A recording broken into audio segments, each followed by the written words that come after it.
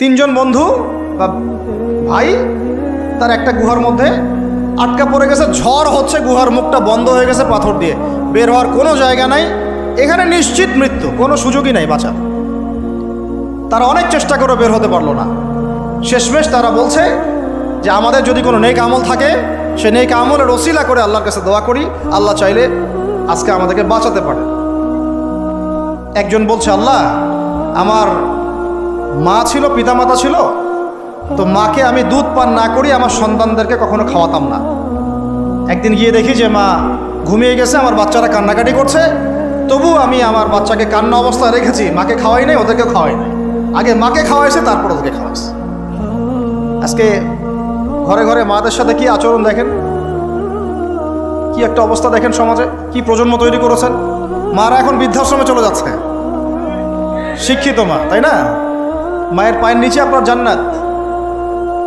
আর এটাও একটা ব্যাপার যে মায়েরা আবার হাজরা আলাইহিস সালামের মতো হবেন না, যে মায়েরা সারা আলাইহিস সালামের মতো হবেন না, আয়েশা খাদিজা রাদিয়াল্লাহু আনহুমা তাদের মতো হবেন না, তো আপনাদের গর্ভ থেকে তো এর চেয়ে ভালো সন্তান আশা করা যায় না। সমস্যা সব দিকেই আছে না? তো ও এই দোয়া করার সাথে সাথে একটু সরে গেল, আল্লাহর পক্ষ থেকে এই পাথরটা একটু সরে গেল, সুবহানাল্লাহ। কিন্তু বের হওয়ার জন্য এনাফ না। এরপরে আরেকজন দোয়া করছে যে আল্লাহ, আমার একজন কর্মচারী ছিল, টাকা পাইতো আমার কাছে কিছু, তো সে একদিন বেতন না নিয়ে চলে গেছে, টাকাটা দিয়ে আমি কিছু পশু কিনেছি, মানে গবাদি পশু। এই গবাদি পশু 2টা থেকে 4টা, 4টা থেকে 8টা হতে হতে অনেকগুলো হয়েছে। একদিন অনেক দিন পর সে আসছে, এসে বলছে আমার টাকা দাও। সে বলছে যে এই সবগুলো পশু তোমার, নিয়ে যাও। তুমি কি ইয়ার্কি ফাজলামি করতেছো আমার সাথে? আমার টাকা আমাকে দাও।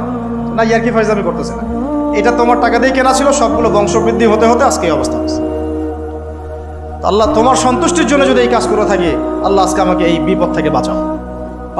পাহাড়ের মুখ থেকে পাথরটা একটু সরে গেল, বের হওয়ার জন্য যথেষ্ট না। তৃতীয় ব্যক্তি, আমি এইটাই বলতে যাচ্ছিলাম, ইয়াংরা শোনেন ভালো করে। তৃতীয় ব্যক্তি সেজদায় পড়ে আল্লাহকে বলছে, হাত তুলে আল্লাহকে বলছে, আল্লাহ আমার একজন খুব সুন্দরী চাচাতো বোন ছিল, কাজিন, আমি তাকে পাইতে চাইতাম। বুঝেন না, পাইতে চাইতাম মানে কি? তাকে পেতে চাইতাম, অফার করতাম, সে রাজি হয় না। একদিন সে বলল যে 100 স্বর্ণমুদ্রা দিতে পারলে আমি রাজি, 100 স্বর্ণমুদ্রা দিতে পারলে আমি রাজি। এখন তো এদেরকে স্বর্ণমুদ্রাও দেওয়া লাগে না, এমনিই রাজি নাকি? জেনা করার জন্য কি এমনিই রাজি, খালি একটু। আসলে সত্যি কথা বলতে কি, একটা মেয়ে যদি চায় আমি আমার ইজ্জত ধরে রাখবো, কোনো ছেলের ক্ষমতা নাই সেই ইজ্জত নষ্ট করে, এটাই সত্য কথা।